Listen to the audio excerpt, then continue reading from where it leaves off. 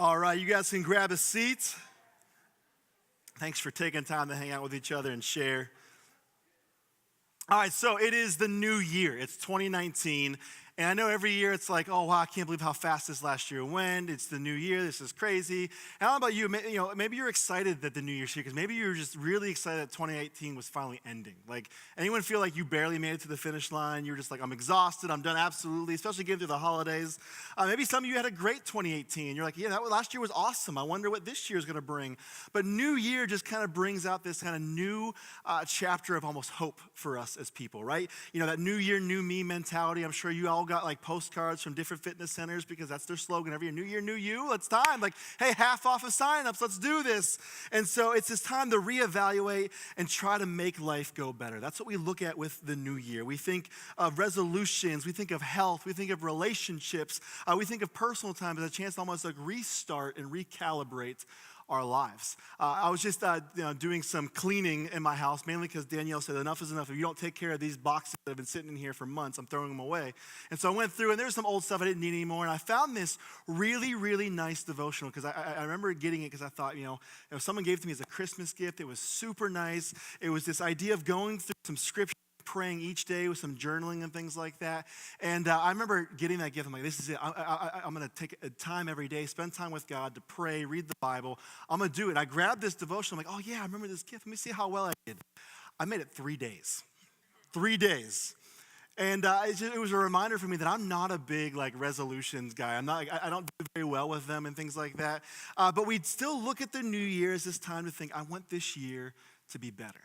And maybe for you, there's some New Year's resolutions you've thought about. Maybe some things like, hey, this year, let's start fresh by looking at these areas of your life. And that's the hope we have. We want more success this year. We want more love this year. We want more purpose this year. We want less pain. We want less stress and less distractions this year. And we look at this new year as almost like this new lease on life. And we're thinking through that, especially as we're kicking off this new series with one church called Jars. And the idea of Jars is it kind of gives us a chance to think through how we maybe start fresh this year. And I want you to think about it like this. Maybe you think about this. Our lives are like this empty jar. Now, I'm not saying that because we're all dumb and we don't know anything. But what I'm saying is think about this. We have this jar, and this represents our life. And we do things in life to fill up this jar with different things. We think about the things we have to do. And we have, for example, have these balls that can represent different things we have to do in life. For instance, we have work that we have to do in life. In fact, the average person here, we work about 48 hours a week. And so that takes up a good chunk of our lives each week, right? Whether we like our job or whether we dislike our job, it doesn't matter. We've got to fill up our lives with some work. We got to pay the bills. We got to make a living. And so we fill up our lives with work that we do each week, whether it's at an office, at a school, or at home, or at a coffee shop, wherever it may be, we have that. And within that, in that time, we've got meetings. We've got people we have to deal with, bosses, people that we oversee, clients, whatever that may be. And it comes with lots of chaos as well. And so we have to deal with that work. We also have to deal with personal tasks each week. One would be sleep.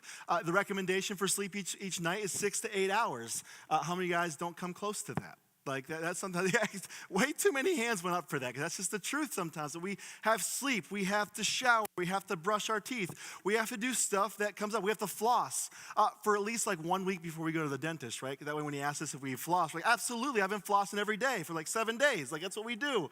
We have to do those personal tasks. So we have that going on in our lives as well. We also have household stuff. We have to buy food, we have to make food, we have to take care of all those things that we need to do while we live our lives out at home. If you have kids, you have to spend lots of time, I'll put extra balls in for this case, you have to clean up their toys 14 times a day because they don't do it, right? Or they do it very slowly. My middle son, Drew, at daycare, he is literally known as the slowest kid to clean up his toys. And I think he does it because he knows eventually the adults will just get frustrated and help him out. But we clean up toys, we take care of kids, we have to give them baths and take care of them and get them to their things. And then on top of that, we have social obligations. We have to spend time with people. And that's when, we start feeling the things starting to overflow a little bit. We love to hang out with our friends more, maybe see some of our family members more, but all of a sudden, we don't have room on top. And it starts overflowing, and we don't know what to do with stuff anymore, right?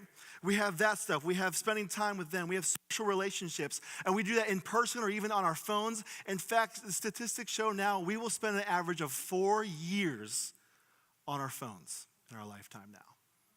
for good and bad. Like, there's some good that comes with that technology. There's also lots of bad with it with it too, because we get distracted. But 4 years of our lives are taken up on our phones now. We have to do stuff like, hopefully we have time for a date sometimes, if it fits in our jar.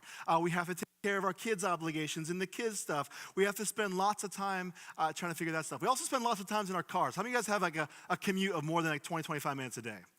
Absolutely, there's a bunch of us. We spend lots of time in our cars. In fact, we will spend 6 months of our lives sitting at red lights. 9 months if you live in Pittsburgh, though.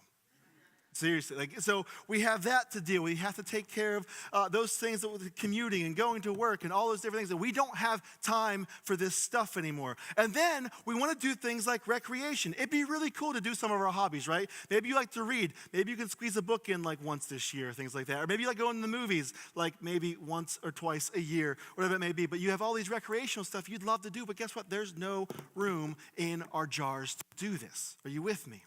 And so we look at our lives, we look at our year every year and go, what do I do to do something different? Because then on top of that, we have the things that you and I, or none of us are expecting this year. Like a loved one gets sick, or the family member you weren't expecting came to visit for a while, and then they're here, and that messes up your plans, and messes up your jars, and messes up your lives. And all these different things that we think about, we just want to figure out how it all works out. In fact, talking to experts, here's the kicker. When you talk to experts of sleep and physical fitness and vocational coaching and family life, you know what they say when they say you should spend the minimum amount of time on these different things in life? If you add up all the time they spend, you should spend minimum on these things. It adds up to 36 hours a day. Think about that for a second. The minimum amount of sleep, the minimum amount of stuff you should put into your work, the minimum amount of time with your family and your health and your fitness and your hobbies and things like that, 36 hours a day. The problem is we don't have 36-hour jars. We have 24.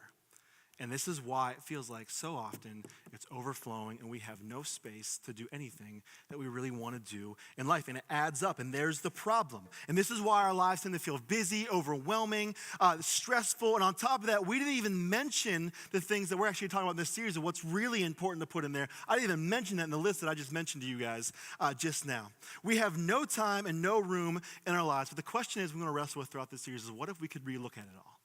What if we could think differently about how we fill up our jars? What if we can think differently about the impact that we have on what we decide to do with the 24 hours a day that we have each day of our lives? See, what if the issue isn't that our jars are filled, but rather how we fill our jars? So here's the challenge I want us to do today. I want to think about all of us for a second, dumping out everything we normally have to do, and to clean this up later, but I will. So I want us to think about this. I want us to think about this. If you had a chance to almost just start fresh with a new jar and say, okay, what do I put in? This is what we're talking about in this series, because the idea is not about filling up our jar, because all of us will fill up our jar. There's nobody here that can honestly say, oh yeah, I'm not busy. I have plenty of time in life. None of us think that. But what we can think about is, okay, not about what's busy, but how about this? What goes in first? What do we make sure it goes in first into our jars and into our lives during this series and throughout this next year together? And that's what we're wrestling with this jars series. And throughout this series, we're going to circle back to one major thing that Jesus said in his ministry. He was doing this teaching, and he says something that this is what we're going to keep circling back to, because during his most famous teaching, the Sermon on the Mount, he is teaching about all these different things, and the purpose of this talk was to kind of give this, kind of outline of what life looks like when it comes to following him, what a citizen of God's kingdom looks like, what we value, what we live out, what our purpose is in life. And Jesus is laying this out in the Sermon on the Mount. And he's explaining this, and he's talking about this, and he's talking to this crowd whose lives are filled up with busy things. They're worried about stuff that, they think that's most important in life. They're worried about life just like we do. And they're worried about things like jobs and money and clothes and children. And what's crazy is the crowd he was talking to, let me grab a drink real quick. The crowd he was talking to was mainly a very poor crowd. So their worry wasn't just, job, it's survival. Having enough work, getting enough money so they can buy enough food to take care of themselves and their kids as well. So they are worried about living in the context of their lives. Jesus is teaching them, and they had these filled jars, and they filled their jars in a way that focused on those things. In the process, they were missing out on the life that Jesus was teaching them and calling them to live out. In fact, he says this in Matthew 6:25. He says this to this crowd. Therefore, I tell you, do not worry about your life, what you will eat or drink, or about your body or what you will wear. Is not life more than food, and your body more than clothes? And so Jesus is teaching, hey, this is what you should value in life, all these different things. But I know you're worried about just all the stresses that life brings, the jobs, the money, the kids, all those focuses I know your lives are filled with. Don't worry about that.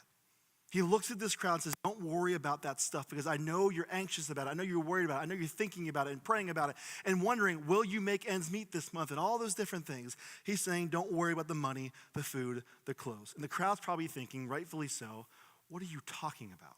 If I don't worry about that stuff, if I don't think about my job and the money that's coming in and the food that I'm putting on the table and taking care of my family, we may not be able to live throughout this whole thing.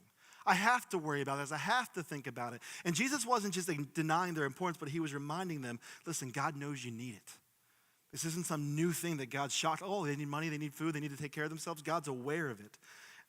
And so Jesus teaches them that, and he explains to them that God knows you need these things. And worrying about them is not going to add anything.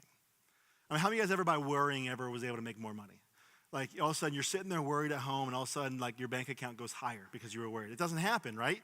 And Jesus is teaching this, like worrying is not going to add anything to your life. You're not going to be able to add years to your life by sitting here worrying about all the things you're focused on.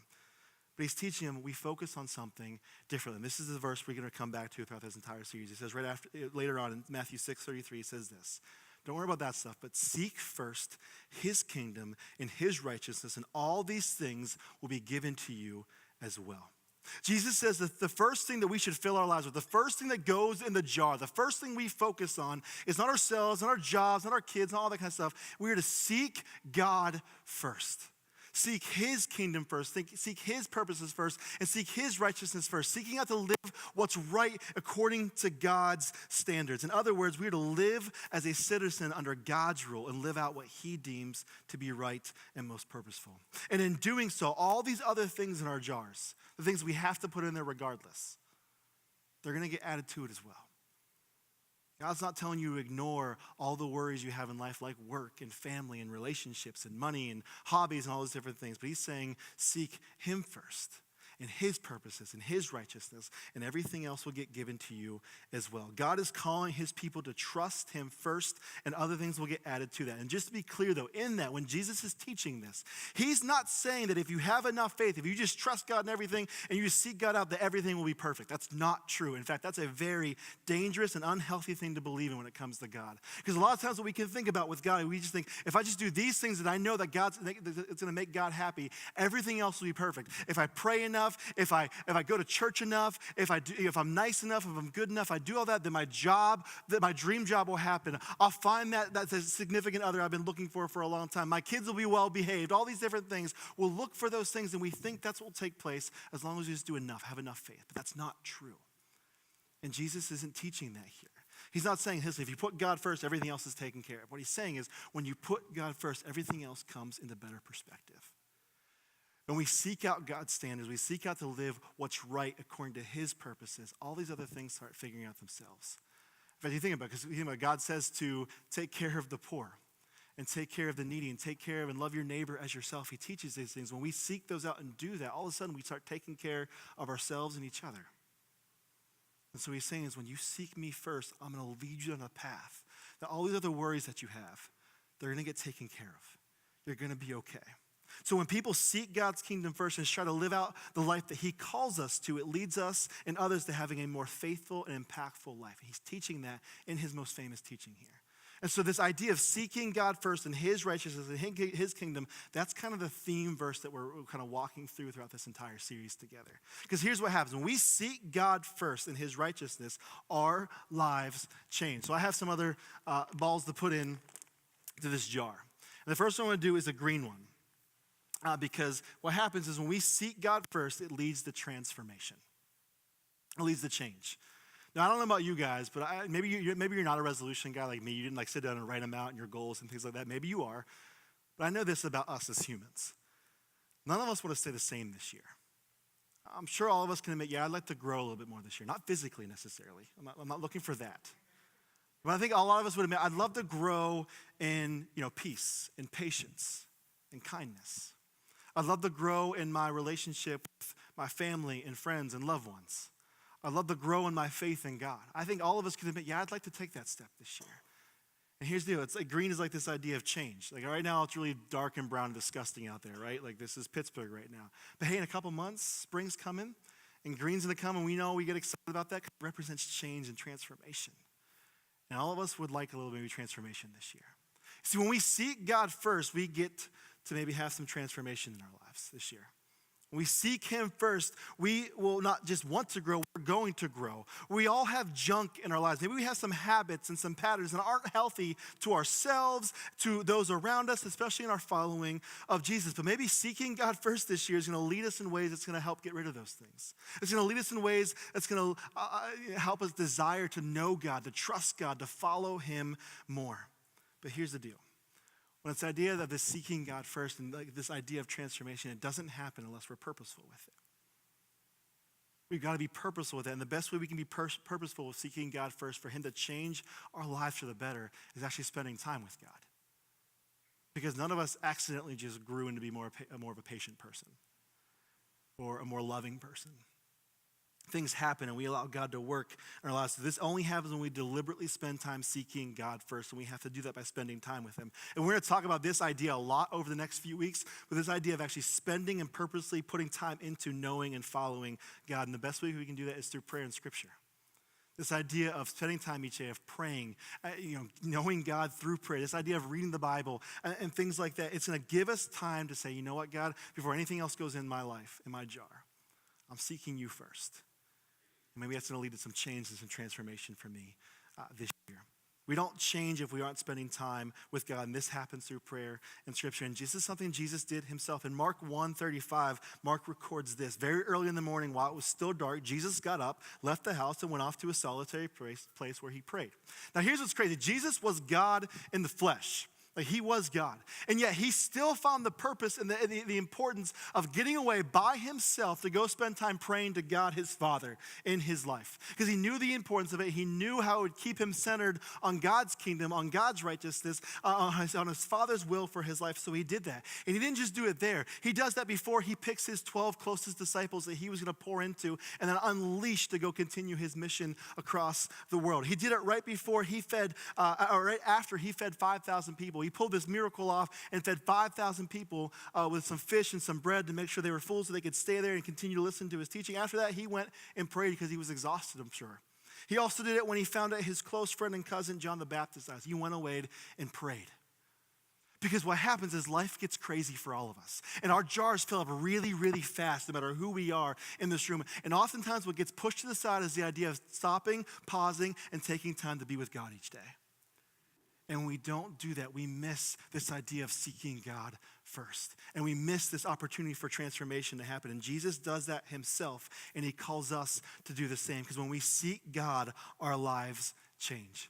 Jesus also calls his apostles to do this. In Mark 6:31, it says this, then because so many people were coming and going that they did not even have a chance to eat, so he said to them, come with me by yourselves to a quiet place and get some rest. You see, even the apostles' lives following Jesus and being with him, their lives got so crazy, they didn't have time to eat, they didn't have the time to worry about anything else. And Jesus said, listen, I know there's work to be done. Let's come, take a rest, be still, be quiet. What if we did that more this year? What if we took time each day to be quiet, to rest, to pray, to spend some time with God alone before we enter back into the chaos of what's surely waiting for us in all of our lives?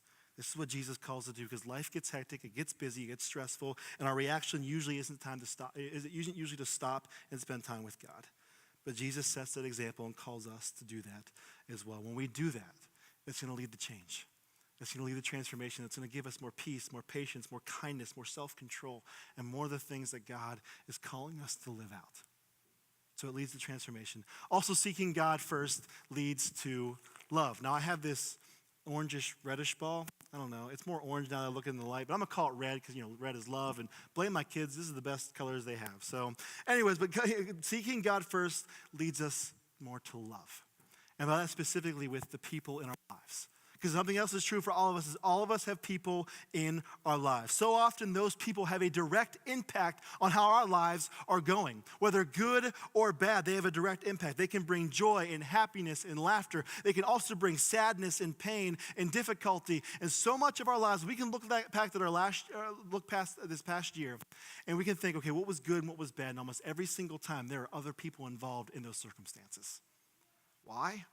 Because we're designed to do life together. And we have people around us like family members, loved ones, spouses, kids, friends, coworkers. We have people around us at all times.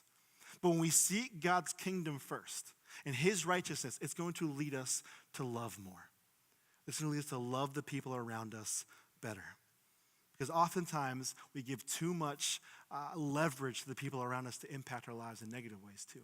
And what can happen is when we get frustrated with people, frustrated with family members or friends or coworkers and things like that, what we can tend to do is then kind of pull away from those relationships and make life more about yourself. But here's the truth. Life is not about me. Your life is not about you. God's called you to so much more than that. And when we seek him first and seek out his righteousness, it reminds us that we have this opportunity to love and care for and serve the people around us. So this year, when we seek God first, it's going to lead to more love in our lives for other people. It leads to more impact of other people. Jesus said the greatest commandment is to love God with everything we have and to love others as we love ourselves. He said everything else we do in life hangs on those two things. Loving God with everything, our heart, our mind, our soul, our strength, and loving our neighbors, loving the people around us as much as we love ourselves. All of the righteousness of God hangs on those two ideas, those two commandments, those two rules to live by. And when we seek God first, we seek to be with other people. And something I'm sure all of us want to have happen this year is we want stronger relationships in our lives. We want strong relationships with our spouses, with our friends, with our loved ones, with whoever that may be, strong relationships with our coworkers. I don't think any of us are sitting here like, you know what? I hope I have weaker relationships with people around me. No one thinks that. We're thinking more, we think better. We think we're going to have more of that. And the best way we can do that is not by our own doing, but by seeking God first. Because we are reminded of how much God loves us, how much God has done for us, and the life that he's calling us to live. It's going to remind us that grace and forgiveness that God has given us, it's for those people around us too. And our jobs, our responsibilities, our act of love to them is to give them that same grace, that same forgiveness, and that same type of love that God has for them. This is what happens when we seek God first. We get that love, and this will happen. One of the things you can't miss about Jesus' life is that he had this crazy love for people. He spent time alone with God, and he did that. And we should all be doing that. But after that, he spent time with people. He was always with people. He was with family. He was with friends. He was with the broken and the hurting. He was with the religious leaders who were enemies of his, basically. And he still spent time with them because he loved them all. There was no one that Jesus came across in his life that he did not love. And there's no one in this room that God does not love with the same amount of passion. And when we are reminded of that, when we live that out, when we seek God first, it's going to lead us to love other people more. Even those that are difficult to love. Even the unlovables. Because that's what God does in our lives when we put that first in our jars. This is what we're called to do. So seeking God will lead us to love more. And then this, seeking God first leads to mission. And here's what I mean by that. The church and Christians, we are called by Jesus that we are called the light of the world. Essentially what that means, in the darkness of the world, in the frustration of the world, in the difficulties of the world, the sin and the brokenness, the church should be this light that shines out, that gives people a direction of where to go. And so I have this awesome yellow ball. I'm glad this one works out a little bit better than that orange one. But this yellow ball represents us being this light. And the idea is when we seek God first, when we say, okay, God, this is my life. Before I do anything else, I want to seek what you want in my life and your purposes and your values. When I do that, it's going to lead me to live a different mission in life. It's going to lead me to, no matter what I do, whether I work at an office or I'm a high school student or wherever I'm at in life, I have this mission to represent, to teach and tell people about who God is. We as a church exist for one purpose, to work as one to help people follow Jesus. Our goal is to remind ourselves of that every single Sunday as we gather at this school and remind ourselves, listen, our purpose as a church is to work as one to help people follow Jesus. So then when we leave here today, we go and live that out in our lives, no matter where we go. It's almost like we have this huddle right now, and then we break and we go live that out throughout the week. We are called to live out this mission. And every one of us, when we seek God, we're not just invited to join on that mission, but it's expected. And maybe this is why maybe church has maybe been difficult for you in your past. You've tried church, you've done church, and you felt like it was good for a while, and then it just got old and frustrated and boring, and you're sick of the pastor saying the same old thing day in and day out, and that's the truth. The more you listen to me, I say pretty much the same thing almost every single week. Just packaged a little differently. Because the whole purpose is for us to work as one to help people follow Jesus. And one of the reasons I think we miss the joy of what church is supposed to bring us is we miss the mission. We miss that each one of us have a role in this thing. We have a place in this thing, and that we are called to be a light in the lives that we lead. When we seek God, we play a role in his kingdom. And each and every one of you in this room, you've been given gifts, you've been given skills, you've been given resources and opportunities to help others know and follow Jesus. And maybe you're still wrestling and figuring out who Jesus is himself. And that's okay, that's awesome actually.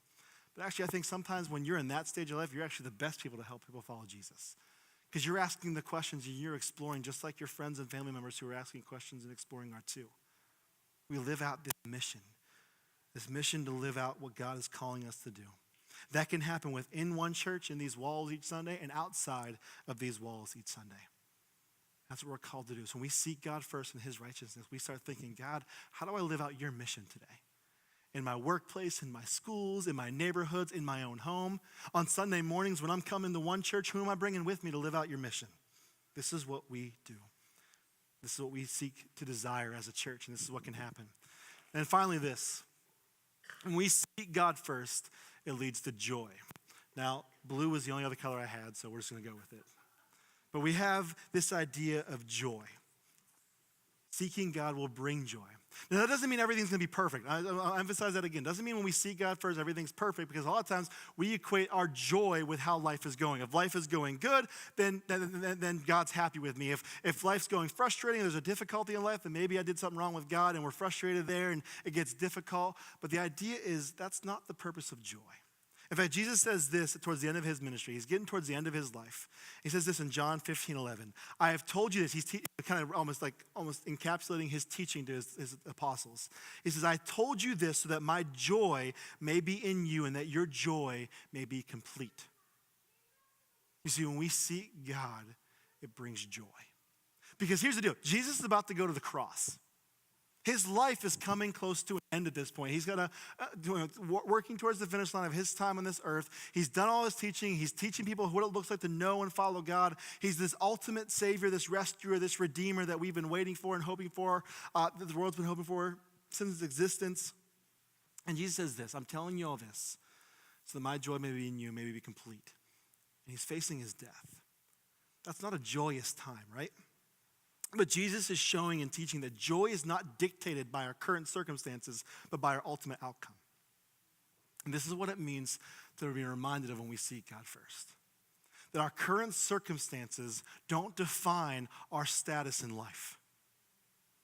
So often when we are going through difficult times, we think that is the end-all be-all for us. But the idea of putting our faith in Jesus, it's this trust, it's this truth that no matter what happens now, I'm okay in the end. That I have this hope, I have this trust, and that at the end of the day, Jesus took care of what's needed to be taken care of.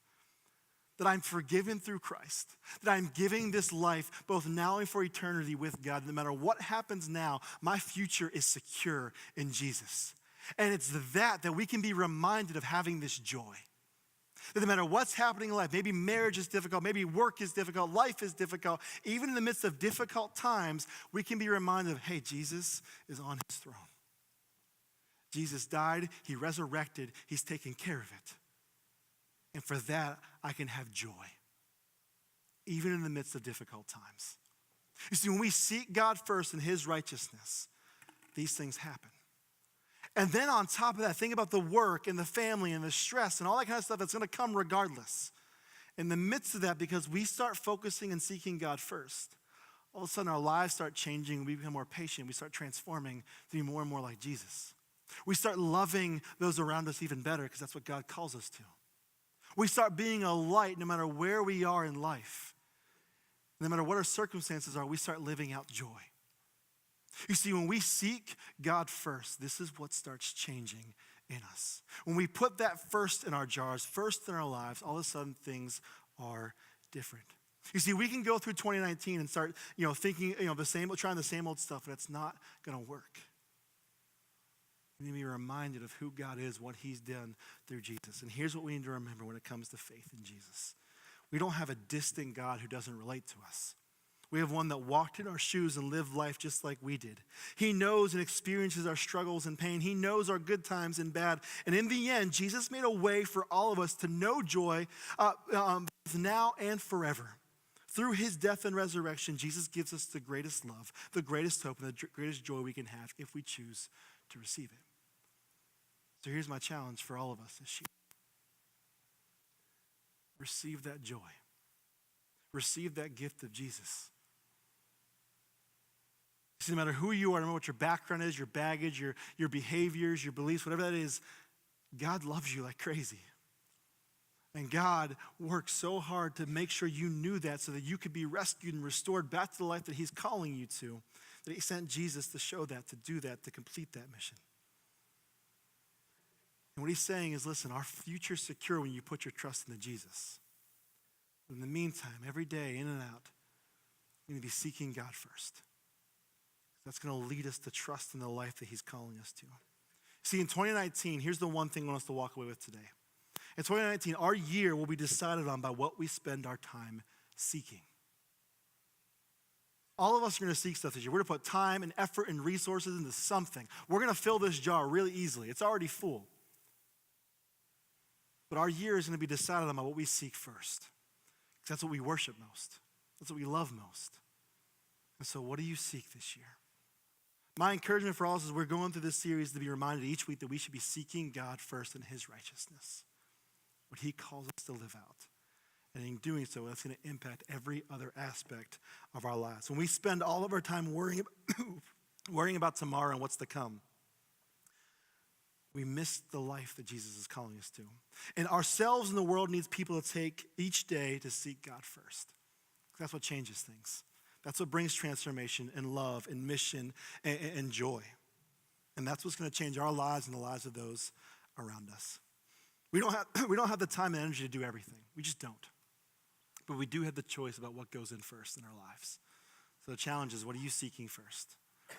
Before everything spills over like it always does every year, what do you put in first? And the challenge for all of us is to seek God first this year. That's how we fill our jars. Let's pray. Father God, thanks so much for today. We thank you for this another Sunday as we gather together as a church. We thank you for friends around this room. We thank you for people we're just meeting today, God, because here's the truth. You love all of us. You care for all of us. And you're calling all of us to live a life that seeks you first. To celebrate you, to worship you, and to live a life that you're calling us. It's going to lead to transformation, to love, to help us living on mission, and to bring joy no matter what the circumstances are. God, we can trust in that because of what you've done through Jesus. So help us each day this year to trust you in that. And each day, be reminded that we're called to seek you first in your righteousness. God, help us to live that out. In your name we pray. Amen.